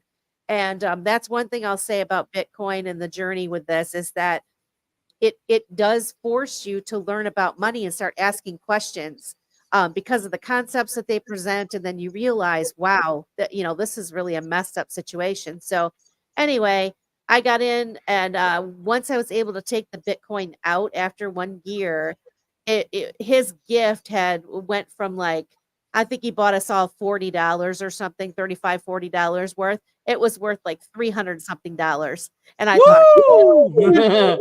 you would That's what's up. Bonus. have That's put nice. it right. I didn't know. And so anyway, I started investing and learning more. And then I stumbled upon XRP by accident one day. And I researched that, and my gut instinct told me this is the one. This is going to be a significant one for our future. And so I've been learning and trying to help and teach people about it, at least have a conversation anyway. And I'm just forever drawn to folks like you, Mr. Man, and you, Simon, and all Mhm. these lovely people that are Yeah. joining us tonight. We thank you. And you're right that there's something about this community. Our spirit, we're drawn together like a magnet Mhm. to Yep. others, and I just think it's a beautiful thing. And I do see a light at the end of the tunnel, and it's definitely something wonderful having someone like yourself that is willing to take your time and energy to put this out for folks that may not have, you know, maybe not have the time to do it. And you're not making people feel stupid, and I appreciate that. So that's my story. Do you That's an see excellent story. That's honestly Just a really good story. yeah. Yeah, it is. Masterpiece I think most of Slave? it. Want to read that, Simon? Yeah, for me it was being laughed at twice. Then 3 to 5 months later, we got into it. Got in early 2021, so not the top. Very happy to be a part of the fourth industrial revolution. Yeah, well Nice. said, XRP slave. Yeah, we've all experienced the top. I experienced a top 2017, 2018, right? But I at the time I had um uh, I doubled my money essentially by October of 2017, right? October. Wow. Then and I got out and I was like, I'm gonna wait, right? I followed my plan. I did everything that I learned about trading, right, or investing, or what people were saying. If you double your money, right, you need to get out and just take a break, right? I was like, okay, it wasn't crypto related. It was just that's investing, right? Get your money out. So I was like, cool, I'll pull it out and I'll wait. Well, I pulled it out. It went up. Litecoin was like $60, and then it went up to $363 by. Ooh. Yeah, I know. Oh, Oh man. oh my goodness. So, but I held strong. Then I held strong until about $200, and I was like, oh, it had to have gone down far enough. Yeah, I got the guilty emotions, right? Yeah, and then plus I caught onto the hype.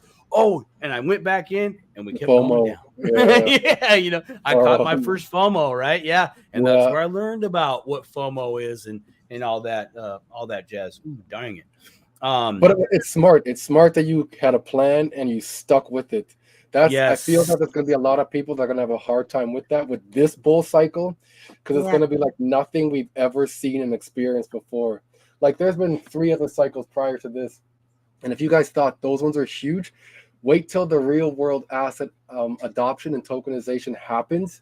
It's gonna be a coming to Jesus moment. I'm not a religious person by any means. I'm a spiritual person, but I understand the Bible, grew up as a Seventh-day Adventist Christian. This will be a coming to Jesus moment like yes. nothing we've ever experienced before. And if you have a plan, stick to the plan, because eventually that there will be a top somewhere and it'll come back down. Yeah. And Yep. where it comes back down to, it's going to take out another low. So Can I ask it'll come back down. you something, Mr. Man? And this is like, and first, before I ask my question, I want to ask you. We got about 20 minutes, and there's some questions in there. I wondered if you have time to answer some questions before you leave. And I see the bottom questions, but I just wanted to let everybody know if you've asked a question a while ago and we didn't answer it, if you wouldn't mind to repost it in the chat. That way we can make sure we can answer that question for you. But my question, Mr. Man, is when I'm always like, don't want to sell, right? It took me a while to get my bags. I'm not a rich person by any means, and I some people that have these huge bags are probably just like, oh, that's nothing. But to me, it's everything, right? You can have 500 coins, and that's your bag that you worked really hard to get, right? And so we talk about we're coming up on this bull run that's going to be crazy, and we know because we've seen it go up and then it's going to go back down. I get really nervous sometimes when I think about selling them and then not being able to buy them back. And Hmm. so there's a lot of talk about that in regards to, I mean, even now with Bitcoin, but with XRP and some of these other coins that once they start putting them into what they're supposed to be used for, right, and really being used for that, that it's going to be more and more difficult for the retail market to purchase them. So Mhm. even like they're talking like Choke Point 3.0 with the on and off ramps and the way that we're allowed to buy them and all these things. I get a little bit worried about selling them, and then I think to myself, in the long run, unless it's going to really change my life significantly, is it worth it to me to take that risk for a monetary gain now that is probably not going to be anywhere near what it will be in the future? That's Where a do you good see question. that? And I personally have multiple bags. When I say multiple bags, I'll just use XRP as an example. Most people say Bitcoin. I'm not going to be that cliche stereotype. I'll use XRP as an Oh, example. I'll boo. have a Zenland wallet or a Zum wallet. I have my hardware wallet, air gapped hardware wallet. I have Decent wallet. I have Ledger wallet. And I have different XRP on all of these different wallets, and then I have XRP that I keep specifically. And those are my big bags, my lifetime bags. And I have them all open already pre-funded because you have to have 10 XRP to even fund those things. I'd That's rather do that now while it's cheap than when it goes up. So if needed, as you're talking about Choke Point 3.0, should that be a thing? It's starting to happen in Canada already. We've had to, or Uphold has purged, for instance, XDC, XLM, Filecoin, Casper, and they're not holding these things anymore. So I had to quickly decide what I was going to do, how I was going to move them, where I was going to move them to. Luckily, I have multiple wallets open, and I can move as quick as I need to move. So that being said, I keep a small amount on the exchanges purposefully, so that when the small bag that I'm learning to trade with hits my targets and it goes up, I can sell. When it goes back down, I'll buy in and buy in more. And when I sell, I'm not selling and bringing it back to fiat cash again. I'm keeping it in the exchange as stable coin at that point now, because stable coins are what we're moving to. Why not learn to utilize that ecosystem as it is already? Stablecoin provides perks as well. If you want to remove it from the exchange, put it in a governance situation where you can now get some yield. Get yourself some yield at that point. Have your cryptocurrency stablecoin make you some money. Doesn't have to be a centralized player where they can control and say what you do, which is what happened with Celsius and was it three arrows, and they had fallen at that point, had stolen all the crypto because you lost it and they had collapsed. Doesn't have to be a centralized entity. I had learned about algo governance through one of my Mhm. buddies, and that's legitimately on the algo ledger itself, Watch and you're it. Mhm. staking it on the ledger, or not staking it, but it's an algo governance, and now they're offering a yield to you for that. And this is just a small bag I have as well. I had kept on the exchange, not doing anything. So I figured, okay, let me go and learn about this. So now, should anything ever change with that governance situation they have there, I'm already grandfathered in, if you will, if they Yeah. decide to Yep. lock people out. Right. Can I say, Exactly. you touched on something that I have asked people about in the past and nobody seems to talk about it. And I'm so glad that you said it. So for those of you that don't know, when you open up an XRP wallet, they require you to hold 10 XRP within that wallet that you're not going to be able to withdraw. Okay. You're not going to be able to drain your wallet of all of it. There's going to be 10 on there. And so Mr. Man makes a very good point. If you're wanting to spread your bags out among several wallets to not have it all in one place, it's better to do it now while things are cheap. Okay. While it's cheaper, 10 tokens at 50, 60 cents is nothing compared to what they could potentially be worth in the future. Now, my question lies because I've heard other people say, well, they can always vote and change the amount that they require in the future and yada, yada, yada, that sort of thing. But doesn't that, in my mind, I'm thinking by having all of these wallets that have 10 in them, and potentially they're going to be worth a lot, um, that kind of adds to the decentralized net network, so network effect, right? Mhm. Um, I mean, it like by design, right now, as they're being sprinkled all over the place, it's very cheap, and but they're holding 10. But in the future, there could be lots of money just like stabilizing the network everywhere. Mhm. Am I Mhm. right? And what I'm curious on what you think about that because you're the only one of the only people that actually is keyed in on that. And so I'm curious what you think. Yeah, no, I believe what you're saying makes a lot of sense because again, should the price appreciation happen as we in the XRP community foresee, we now have I don't want to call it a nostro vostro, but it essentially is a nostro vostro, but for individual holders who now have that in their own individual wallets. So banks don't necessarily have to hold it unless they have their own XRP wallet opened, then it's essentially a nostro vostro because it's locked in there. So when the price appreciates, you now have that stable value being created there. Whether XRP is utilized or not, that value is stable because you have that locked up individual entity nostro vostro account. It's not, and it can be used for cross border or whatever. Essentially, I don't want to call it a liquidity pool. I don't know if you can tap into that or not, But it but kind of is, right? essentially, yeah, Well, essentially. okay, so if they, in my mind, just to spin out that, if Melissa, you said that they could want more in there, right? More XRP in there over time, right? You said Uh, something along those lines. no, what I was saying was I was somebody else that I had asked that question. They said they could vote to reduce the required 10 to a lesser amount. So like right Okay, now they require 10 and somebody was saying, "Yeah, but in the future they could make it go to 1 or 0 or whatever." I don't think they're going right. to do that though. I'm Um, curious. Sorry. That's what no, no, that it's an interesting question because I mean, yes, I mean they could, right? They right. could theoretically, but I mean that's a lot of changes. That's a But lot why of would changes. they? You got a lot of, yeah, Yeah, why would exactly. And it, what, well, why would why they would do they? that? Why would they? Because now here's what you're putting at risk, right? And we're governance token. I do have a question that I would like to highlight. Bubba Smith, I got him on lock here. Just a second. Um, uh, that is the governance, right? For some of you out there, you might be familiar with DAOs.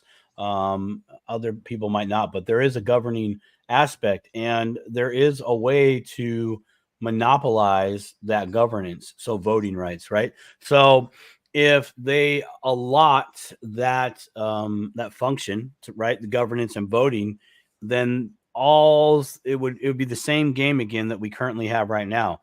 All the top shelf buddies align with each other, vote to go this way, and we're in the same kind of muckery. So I think honestly, they wouldn't, because we're trying to get away from that. And by all appearances, as of now, through researchers like you, Melissa, and Mr. Man, the evidence shows it's like no, we're not doing that anymore. We're being honest in our words. So I mean, it could, yes, but you know what? If that has a technical a key function like decentralization on the ledger, right? Here's all the activity. Plus, hey, that's how Stable. many are out there. It's stable, right? That is the balance, so to speak. Then yes, they wouldn't mess with that because And they did it that's too much of a organically. risk. That this is the Yes. thing. I mean, and I'm a simple mind when it comes to stuff. I'm not a technologist. I don't know, but it just my common sense, and I could be completely wrong, but my common sense says, why do you require this 10? And then like for what it costs now, it's nothing. But imagine all of these wallets that are all over the place, kind of like Bitcoin. When Bitcoin first started, how many wallets of coins and things that are just missing and they're Mhm. gone? That added to the scarcity of Bitcoin. Well, Essentially, XR, it's a burn. yeah. And so Hmm. what now, but if I think about little bags, little mini bags everywhere of 10, Hmm.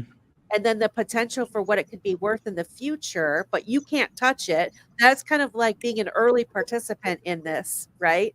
It's also Hmm. going to stop people in the future as the price goes up from even getting a bag that they own themselves, because Mhm. the more expensive it gets, if you can only afford to buy 10 in the first place and then know you can't even move it off of there, you're not going to buy 10, right?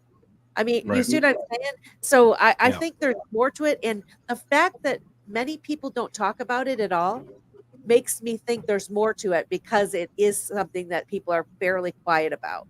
So Mhm. that's just my that's the way my mind works. And Bubba, it's a beautiful line. Bubba Smith has a question. Don't know if you covered it already. What do you think will happen when Swift goes live with ISO payments this March? I'm assuming at the end of the month. Mr. Man, on your map, you didn't have that there, correct? No, I don't have Swift going live here at the end of the month. We're talking January, end of the month. I'm not too sure. I don't see it And end of March. It was end of March. Sorry, but end of yeah, go March. ahead. Sorry, yeah. I don't.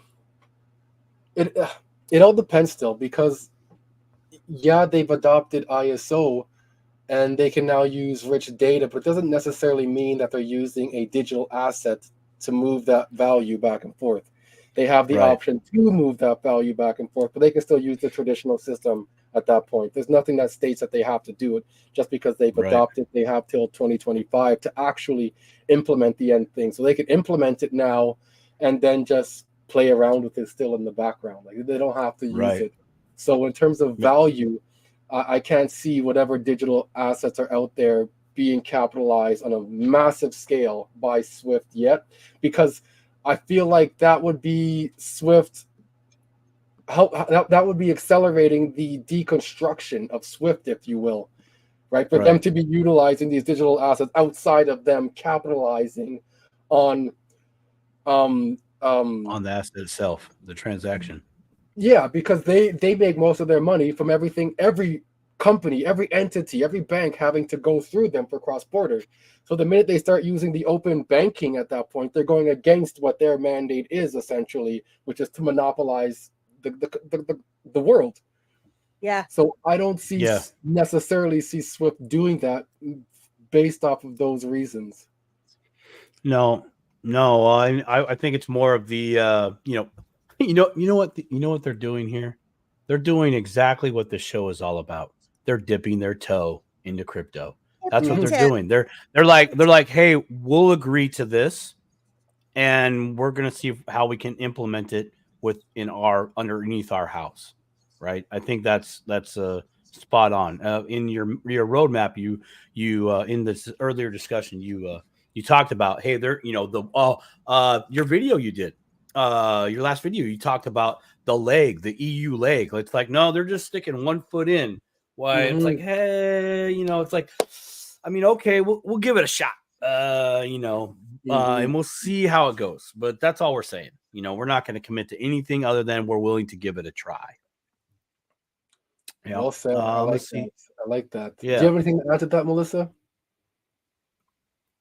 No, I agree. I agree with that. I mean, I think No. I did see there was an interview with somebody that worked for Swift. And it was with I think it was him and Brad Garlinghouse or something. It's from a couple of years ago. But it led me to believe that they know they're kind of going out. You know what I mean? So and he seemed to be this guy. I can't even remember what his name is right now. I could picture his face. Um, Nick, is it Nick Carrageen? I think it's Yes. okay. Yeah. Yeah. Do you know which one I'm talking about? It's an old, interview, from a couple of years ago, and he was talking about, just the future, and it seemed like he kind of realized or was rooting for Ripple almost, like, going in that different direction, so, I don't know. I could be wrong, but and obviously they're gonna fight tooth and nail, but Yeah. I think they've really look, I think the powers that be, if you're watching, the, World Economic Forum in Davos, I watched some of that today, the the tone is changing, Hmm. okay? still putting out those videos with the scare tactics, and there's all the influencers on social media that are picking out little parts and the doom and gloom and all of this, but it's a little bit different. But I was actually watching something today, and I posted it on Twitter where they were giving a survey to folks that were actually there at the conference, asking them, did they trust the current financial economy or whatever? And it was quite a significant amount of folks that said no. And these are people that are there participating in Davos, right? That they've got money. Yeah, what was it? Folks attending the WEF conference don't trust our current existing economic system, and they were flashing it like right when the I rather don't trust went up to 26%. I rather don't trust was 26%. I don't trust was 11%. The I rather trust was 46. So that's pretty darn high for folks that are attending a place that's going to, you know, retain control over the world economic system, right? And so I think that they know that they are not going to maintain, and so they are working together. And I think, like I always say, the two systems are going to get married together. But I do think that there is going to be a bright outcome on the other side, and I pray that I'm correct. So that was a long. You had to ask me what my thoughts were. Dang it! All right. See Did we here. have another I think I got one more here. We'll just throw it up there. What are the ways to interact with technology and dApps that they build and learn how to use them? Algo, HBAR, XCC, XLM, XRP, or XRP, XLM Quant. Are you talking from it sounds like you're speaking from a individualistic point of view. So, you know, I am not currently familiar except for XLM. XLM's got some gaming apps within their system. Kind of interesting. You can earn XLM if you play them. So I thought that was actually kind of cool if you're on an airplane or not while you're at the airport waiting. But I'm not familiar with any dApps that you can learn how to use these type of coins or networks. And I think that's what's being asked. Anybody else thoughts on that? One of the whoa, something just happened here. I guess the light turned off in the back. One of them I had seen was called Shareables, and that was put out by the BIS and MAS, Monetary Authority of Singapore. And that was essentially they had tokenized green bonds. And on this app, literally you could download it from the App Store, whether you were Android or iPhone. You can probably still download it now. And in there, you can purchase like real estate and some of the government bonds that they had, the green bonds. And these are live already. But it's such a small ecosystem that not many people know about it. Like I believe there was 2 real estate that was on there. And maybe 3 different bonds that you could choose from. And that's all it was. And by the time I caught wind of it, everything was already sold out. But then they updated the app itself. And I believe they've added 1 other real estate since then. And that's it. Aside from that, I haven't checked out any of the other apps. I'm trying to hold clear of those until regulations come. That's my main game. I don't want to do anything to screw this up, as Raoul Paul says. Don't screw this up. Yes, I saw that. until regulations hit, I'm not screwing around with anything. Yeah, I have no reason to trust any entities yet until I have reason to trust them. Right. Yeah. Well, exactly. We want to Going go through forward, not backward, right? Yeah. And essentially, like you said, Melissa, with the theme of the World Economic Forum at Davos this year is all about trust, rebuilding and reestablishing trust and confidence back into, I'm not going to say the banking industry, but the financial industry as a whole. Yes, because they know what They know what, but that they're losing, that they've lost grasp of over the stronghold over the public opinion, and their system only works if people buy into it, right? Hmm. There's too many people questioning. There's too many people researching what is money, what is the deal with the economy, in the way that they've been able to manipulate us and talk about it on the news, and we just accept it, and so they realize that it's not the same old now. As Donald Trump said when he got elected, this is not another 4-year election. It's not. It hasn't been. That Hmm. the turning point of that in the entire world and all of the things that have gone on over the past several years is an indication to me that we are heading in a different direction. And the most important thing is that we all stay aware and we all continue to fight. And the way we fight is by educating ourselves and lifting our brothers and sisters up and helping them come about. And so that we're stronger, so that we won't be bamboozled again, and we won't allow them to take it in a different direction, because we're right here. You laid out the roadmap of what they're planning and what they're doing and what they're working on. We're the end users of that, right? So the more informed that we are about what we're going into, the better that we can protect ourselves and make educated decisions. Um, if that makes sense. Well said. I think that's an excellent note to wrap up on as well. I do. Yeah, I was just gonna say final thoughts, Mr. Man. Final thoughts. All I can say, I want to reiterate what Raul Paul says. We have one opportunity, and this is our one opportunity. You have an exit strategy. If you don't have an exit strategy, create an exit strategy. And by exit strategy, I don't mean you completely eliminate all your bags. Create a strategy where you maybe sell off 20%. This is just hypotheticals. 20%, keep 80% as a forever bag, but always take profit. That way you can take that money or that cash you've earned and put it into another asset generating or another generating asset at that point.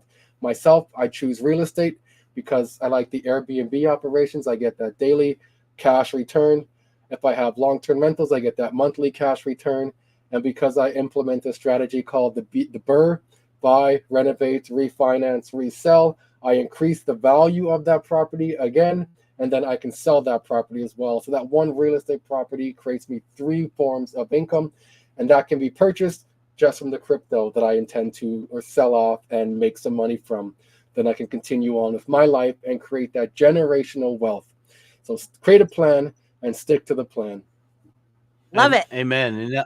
And with that, speaking of another vehicle, join us next week where we talk about a possible another vehicle that one could take their crypto profits year over year and throw it into a whole life insurance policy. Next week, we're going to talk about the infinite banking concept at the street level. So join us next week for that. Mr. Man, thank you so very much for giving us your time today. Greatly appreciate it. Dude, go follow him. Go follow him on Mr. Man on X, and as well as Mr. Man Crypto Talk on YouTube. Go check him out. The man is absolute fire. But I do want to meet your counterpart, Tisha. I want to see what's good. See if we can get her on the show at some point too. That'd be cool. Oh, that would be fantastic. Thank you guys all for coming to the Dip of Toe show. We really appreciate the support. And if you would hit the like and subscribe button on the way out, we would certainly appreciate it. And we will see you again next week. Same show, same time, same day. Thank you. Copy that. Have a good night, guys. Too. Peace.